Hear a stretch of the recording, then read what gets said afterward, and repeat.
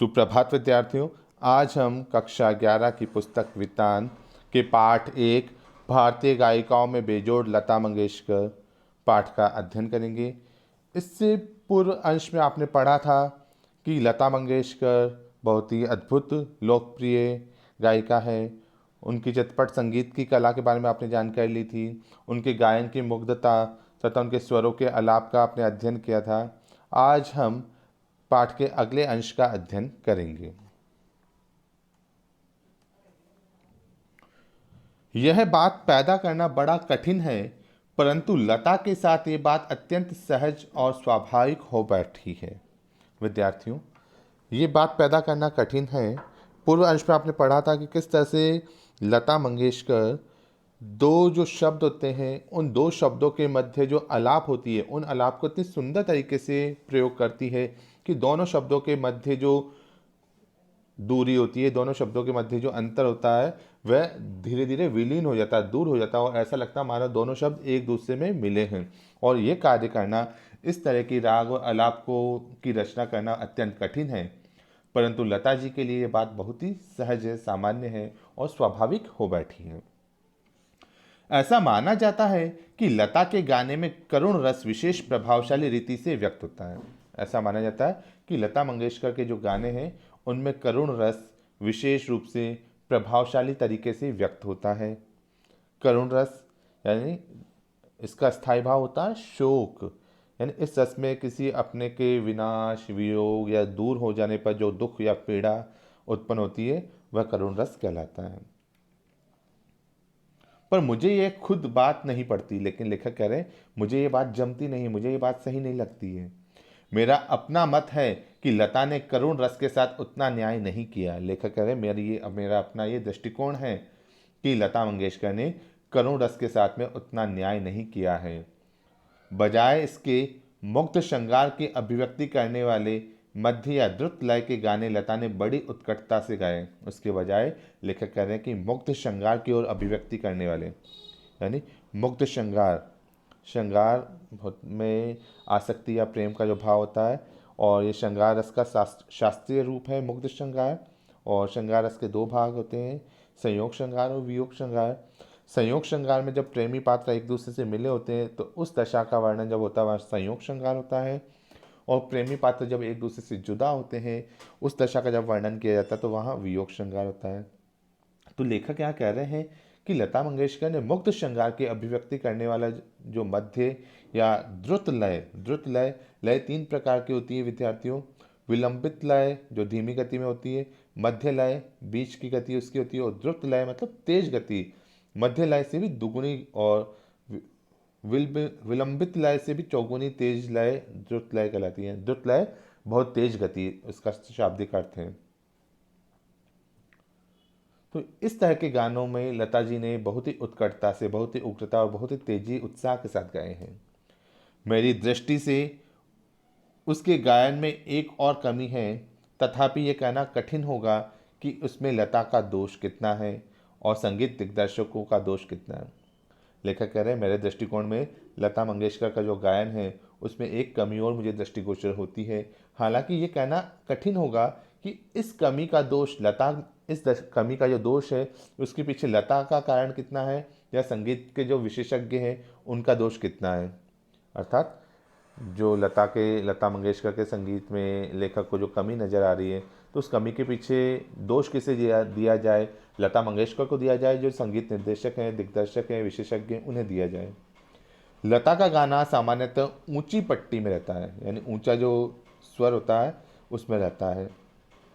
गाने में संगीत दिग्दर्शक उसे अधिकाधिक ऊंची पट्टी में गवाते हैं। जब भी फिल्मों में जो गाने गवाए जाते हैं तो संगीत के जो निर्देशक हैं वे लता मंगेशकर से ज़्यादातर गाने ऊंची आवाज़ में, ऊंचे स्वर में गवाते हैं और उसे अकारण ही चिल्वाते हैं, और बिना कारण ही लता मंगेशकर से तेज आवाज़ में गवाकर चिल्वाते हैं।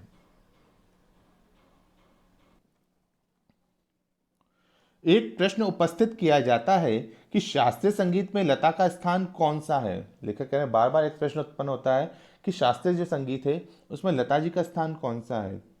मेरे मत से यह प्रश्न खुद ही प्रयोजनहीन है। लेखक कह रहे हैं मेरी राय से तो यह प्रश्न खुद ही व्यर्थ है, प्रयोजनहीन है, उद्देश्यहीन है। उसका कारण यह है कि शास्त्रीय संगीत और चित्रपट संगीत में तुलना हो ही नहीं सकती। लेखक कह रहे हैं उसके पीछे कारण यह है कि जो शास्त्रीय संगीत है और चित्रपट संगीत है, उन दोनों संगीत की अलग अलग विधाएं हैं, तो उनमें तुलना हो ही नहीं सकती। जहाँ गंभीरता शास्त्रीय संगीत का स्थायी भाव है, वहीं जलद लय और चपलता चित्रपट संगीत का मुख्य गुणधर्म है। शास्त्रीय संगीत जहाँ गंभीर भावों को व्यक्त करने वाला होता है, उसमें गंभीरता के स्थायी रूप से विद्यमान होते हैं, वहीं जलद लय मतलब तेज गति और चपलता अर्थात चंचलता, यह चित्रपट संगीत सिनेमा का जो संगीत है उसका मुख्य गुण है। चित्रपट संगीत का ताल प्राथमिक अवस्था का ताल होता है, और चित्रपट संगीत फिल्मों का सिनेमा का जो संगीत होता है उसमें जो ताल का प्रयोग किया जाता है वह प्राथमिक अवस्था प्रारंभिक अवस्थाओं का ताल होता है। जबकि शास्त्रीय संगीत में ताल अपने परिष्कृत रूप में पाया जाता है, जबकि जो शास्त्रीय संगीत होता है उसमें जो ताल होता है वह अपने परिष्कृत अपने अत्यंत शुद्ध रूप में पाया जाता है। चित्रपट संगीत में आधे तालों का उपयोग किया जाता है। चित्रपट संगीत जो होता है उसमें संगीत की आधी तालों का ही उपयोग किया जाता है। उसकी लय कार्य बिल्कुल अलग होती है। ताल के साथ जो सुर और लय होते हैं वे बिल्कुल अलग होते हैं और बहुत ही वह आसान होती है। यहाँ गीत को आगात को ज़्यादा महत्व दिया जाता है। यहाँ जो गीत और जो भाव है उसको ज़्यादा महत्व दिया जाता है। सुलभता और लोच को अग्र स्थान दिया जाता है।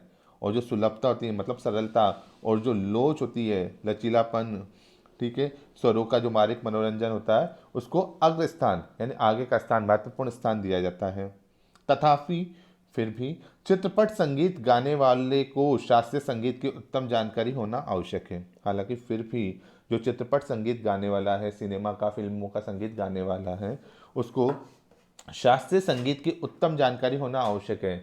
उनको शास्त्रीय संगीत की एक अच्छी जानकारी होना भी अत्यंत आवश्यक है। और वह लता के पास निसंशय है, और लता मंगेशकर के पास शास्त्रीय संगीत की उत्तम जानकारी उत्तम ज्ञान निसंशय है। बिना संदेह के उनके पास ये ज्ञान है।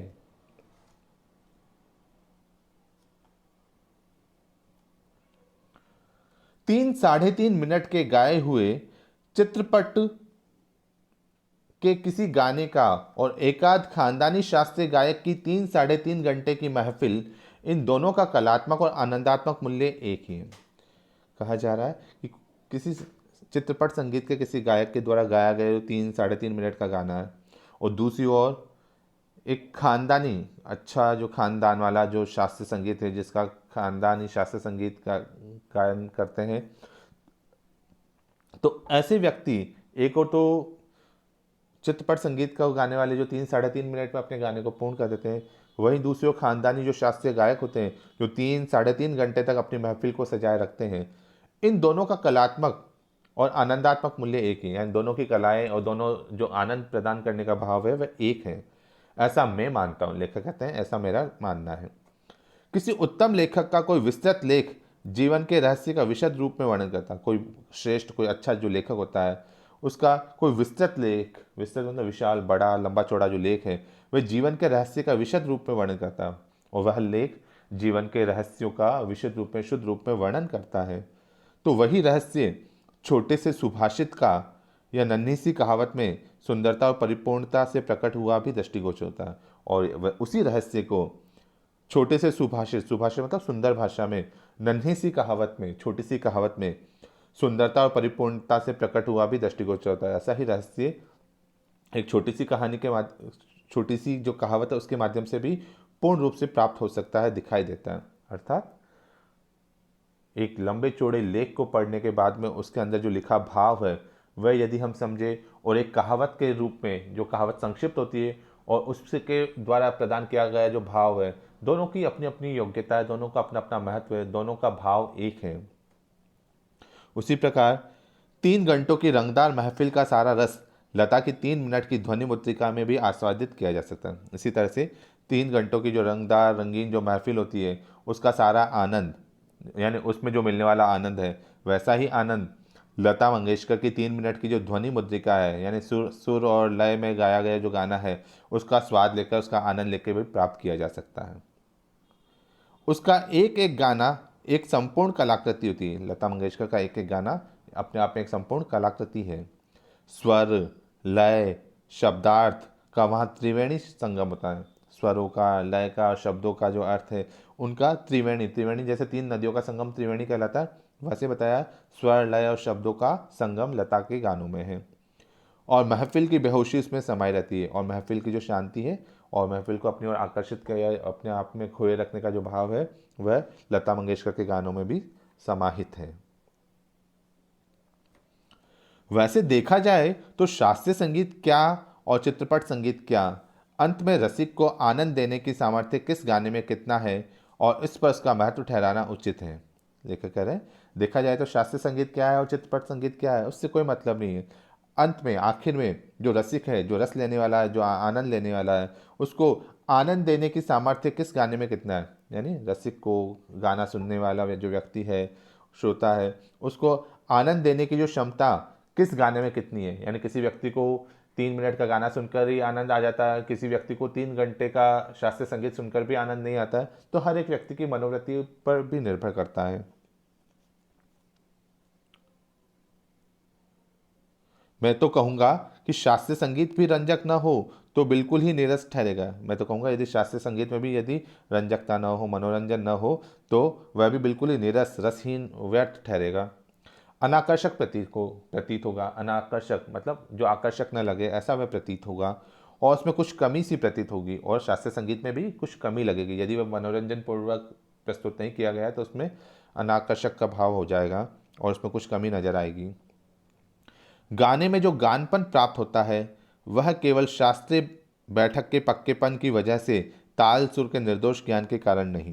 यानी गाने में जो गानपन, गानपन मतलब गाने का जो अंदाज होता है जिसको सुनकर श्रोता भाव विभोर हो जाता है, तो उस गाने में जो गानपन प्राप्त होता है उससे जो श्रोता भाव विभोर हो जाता है वह केवल शास्त्रीय बैठक के पक्केपन की वजह से, शास्त्रीय बैठक का जो सच्चा स्वरूप है उसकी वजह से, ताल सुर के जो निर्दोष ज्ञान के कारण नहीं। और ताल और सुर का जो निर्दोष मतलब दोष रहित ज्ञान के कारण नहीं, अर्थात व्यक्ति को यदि आनंद की अनुभूति करनी है तो वह 3 मिनट के गाने में भी कर सकता है, और किसी को यदि आनंद की अनुभूति नहीं होती है लता के गाने में तो वह 3.5 घंटे का जो शास्त्रीय संगीत है उसको सुनकर भी आनंद की अनुभूति कर सकता है। यह सब व्यक्ति की मानसिकता और मनोवृत्ति पर निर्भर करता है।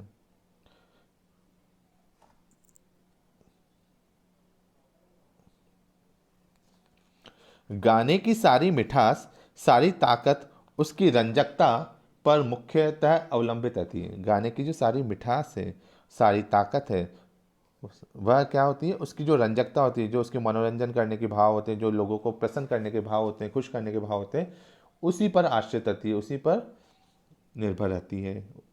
और रंजकता का मर्म रसिक वर्ग के समक्ष कैसे प्रस्तुत किया जाए। रंजकता अर्थात मनोरंजनता, मनोरंजन का जो मर्म है या मनोरंजन का जो भेद है वह रसिक वर्ग, रस लेने वाला जो वर्ग है, जो आनंद प्राप्त करने वाला जो वर्ग है, उसके सामने किस तरह से प्रस्तुत किया जाए, किस रीति से उसकी बैठक बिठाई जाए, किस तरह से महफिल को सजाया जाए, किस तरह से अपने भाव को व्यक्त किया जाए, श्रोताओं से कैसे सुसंवाद साधा जाए, श्रोता सुनने वाले जो होते हैं उनसे कैसे स्वर संयोग किया जाए, कैसे हारमोनी से उनको अपनी ओर आकर्षित किया जाए, उसमें समाविष्ट होता है। ये सारे भाव उसी में शामिल होते हैं, मिले होते हैं। किसी मनुष्य का अस्थि पंजर और एक प्रतिभाशाली कलाकार द्वारा उसी मनुष्य का तेल चित्र, इन दोनों में जो अंतर होगा वही गायन के शास्त्रीय ज्ञान और उसकी स्वरों द्वारा की गई सुसंगत अभिव्यक्ति में होगा। लेखक ने उदाहरण से बताया है कि किसी मनुष्य का अस्थि पंजर, आप देखिए बेटा वीडियो में, आप देखिए एक अस्थि पंजर, एक कंकाल है, और एक प्रतिभाशाली कलाकार द्वारा उसी मनुष्य का तेल चित्र, और एक प्रतिभाशाली कलाकार का द्वारा बनाया गया एक तेल चित्र। तेल चित्र जिस चित्र में तेल के रंगों का प्रयोग किया गया हो, अर्थात जो ऑयल पेंट जो कहते हैं इसे, वह तेल चित्र कहलाता है। तो एक अपने उदाहरण से हमने लिया है, एक तरफ तो कंकाल है और दूसरी तरफ लता मंगेशकर की ऑयल पेंटिंग की हुई है। तो इन दोनों में जो अंतर होगा वही गायन के शास्त्रीय ज्ञान, यानी गायन का जो शास्त्रीय ज्ञान और उसके स्वरों द्वारा की गई सुसंगत अभिव्यक्ति में होगा। जिस तरह से कंकाल को देखें और दूसरी ओर हम उसकी तुलना करें जो गायन का जो शास्त्रीय ज्ञान है उससे, दूसरी ओर लता मंगेशकर का जो तेल चित्र है उसको हम, ऑयल पेंट है उसको हम देखें और उसकी तुलना करें स्वरों के द्वारा सजाई गई सुसंगत अभिव्यक्ति से, तो इन दोनों में क्या भाव होता है वैसे ही अंतर यहाँ बताया गया है कि शास्त्रीय गायन, गायन का जो शास्त्रीय ज्ञान वह अलग चीज़ है, और स्वरों द्वारा दी गई जो सुसंगत अभिव्यक्ति वह एक अलग चीज है, जैसे इस उदाहरण के द्वारा प्रस्तुत किया गया है।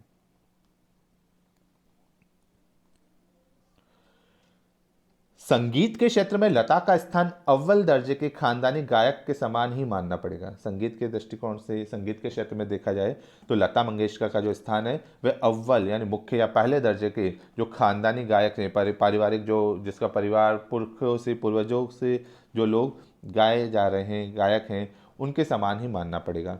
क्या लता 3 घंटों की महफिल जमा सकती है? ऐसा संशय व्यक्त करने वालों से मुझे भी एक प्रश्न पूछना है। यानी कुछ लोग कहते हैं कि लता मंगेशकर क्या 3 घंटे की महफिल को जमा कर रख सकती है? जिस तरह से शास्त्रीय संगीत 3-3 घंटे तक चलता है, तो क्या लता मंगेशकर भी ऐसे 3 घंटे की महफिल सजा सकती है, जमा सकती है? ऐसा संशय व्यक्त करने वालों से मुझे भी एक प्रश्न पूछना है, ऐसा संदेह व्यक्त करने वालों से लेखक को भी एक प्रश्न पूछना है। और वह कह रहे हैं, क्या कोई पहली श्रेणी का गायक 3 मिनट की अवधि में चित्रपट का कोई गाना उसकी इतनी कुशलता और रसोत्कटता से गा सकेगा? वह कह रहे हैं कि क्या कोई जो पहली श्रेणी का जो मुख्य गायक है वे 3 मिनट की अवधि में चित्रपट का कोई भी गाना, सिनेमा का कोई भी गाना लता मंगेशकर की ही तरह इतनी ही कुशलता के साथ और इतनी ही रसोत्कटता मतलब रसों की प्रधानता के साथ गा सकेगा? नहीं। यही उस प्रश्न का उत्तर उन्हें देना पड़ेगा। नहीं, जिस तरह से लता मंगेशकर के अलावा कोई दूसरा व्यक्ति उन्हीं के समान इतनी कुशलता से, रसों की प्रधानता के साथ गाना नहीं गा सकता, वैसे ही जो लोग ये कहते हैं कि लता मंगेशकर क्या 3 घंटे की महफिल को जमा सकती है, तो उनके लिए भी हमें उत्तर देना होगा नहीं। खानदानी गवैयों का ऐसा भी दावा है कि चित्रपट संगीत के कारण लोगों की अभिरुचि बिगड़ गई है। जो खानदानी गवैये हैं, यानी जो पारिवारिक, जो परिवार से जिनके पूर्वज गाते चले आ रहे हैं, तो वह जो गवैये हैं, जो गायक हैं, उनका ऐसा भी दावा है कि चित्रपट संगीत के कारण, सिनेमा के संगीत के कारण लोगों की जो अभिरुचि है वह अब बिगड़ गई है। ऐसा मानना खानदानी गायकों का कि सिनेमा के संगीत के कारण लोगों की अभिरुचि, लोगों का इंटरेस्ट अब बिगड़ गया है। चित्रपट संगीत ने लोगों के कान बिगाड़ दिए। उन लोगों की सोचना है कि चित्रपट संगीत जो है, सिनेमा का संगीत है, उस संगीत ने लोगों के कान बिगाड़ दिए। लोगों के जो स्वर की क्षमता है, स्वर और संगीत को सुनने समझने की जो क्षमता है, उसको बिगाड़ दिया है, ऐसा आरोप लगाया जाता है। पर मैं समझता हूँ कि चित्रपट संगीत ने लोगों के कान खराब नहीं किए हैं। ऐसा आरोप लगाया जा रहा है, लेकिन लेखक कह रहे हैं कि मैं इस बात को समझता हूँ, मानता हूँ कि चित्रपट संगीत ने लोगों के कान खराब नहीं किए हैं, उल्टे सुधार दिए, उल्टे उनके स्वरों को, उनके कान को सुधार दिए, उन्हें अच्छा संगीत सुनने के लिए प्रेरित किया है। ये विचार पहले ही व्यक्त किए हैं और उनकी पुनरुक्ति नहीं करूंगा। लेखक कह रहे हैं, इस तरह के विचार मैं पहले ही व्यक्त कर चुका हूँ कि चित्रपट संगीत ने लोगों के जो कान सुधार दिए हैं, उन्हें अच्छा गाना सुनने के लिए प्रेरित किया है, और ये बात मैं पहले बता चुका हूँ, इसलिए अब यहाँ मैं पुनरुक्ति नहीं करूंगा, उसको वापस से दोहराऊंगा नहीं।